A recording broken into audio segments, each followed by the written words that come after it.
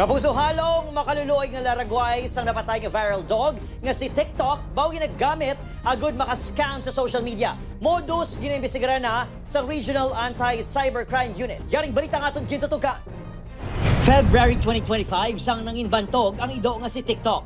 Nanginawong ini sang animal cruelty sa Negros Occidental matapos intiro sang Indian target sa lawas. Nakaluwas ini sa kamatayon matapos kinoperahan. Kag nangin model pa sang pilak advokasya. Apang pila ka bulan ang nagligad, ginbawian man ini sang kabuhi matapos sa aksidente nga naipit sa salakyan.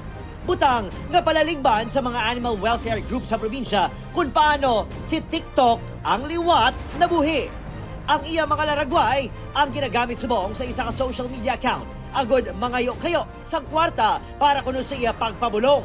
Si TikTok ang giningadlan pa bilang si Lala. Sa mga laragway gin-post online, makita kung paano magpadala sa bulig pinagi sa online transfer. Sa comment section, madamo pa ang nagpabutyag sang simpatiya sa ido. People will feel pity on the animal and of course they would love to watch a rescue story. We all want a happy ending. This is very viable and popular. Make sure that they get to visit the site of the shelter themselves. Where are these rescues being taken? Ginapanawagan sa Regional Anti-Cybercrime Unit NIR ang mga posible na biktima sang pagpang-scam agud matrace ang account. Mga numbers niya, halimbawa, pati yung picture, yung URL ng account. May mga personal tayo na tanong, sir, na yung victim lamang ang nakakalam. Lagi kaming naka-monitor. Meron kami tinatawag na cyber patrolling. Panugyan sa Department of Information and Communications Technology, agud hindi matuntuhan. Very important, sir, no, ang ginatawag natin na cyber hygiene.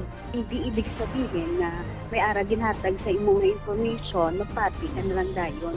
So you can cross-check. Ang mga ginagamit natin mga web browser, pwede ka double check kung sakto man ng information. Gitingwa sa news team nga magkuhang bahin sa tag-iya sa account pinagi sa mga numero nga nakapost online. Apang wala sang may nagasabat sa tawag. Adrian Pretos, One Western Visayas.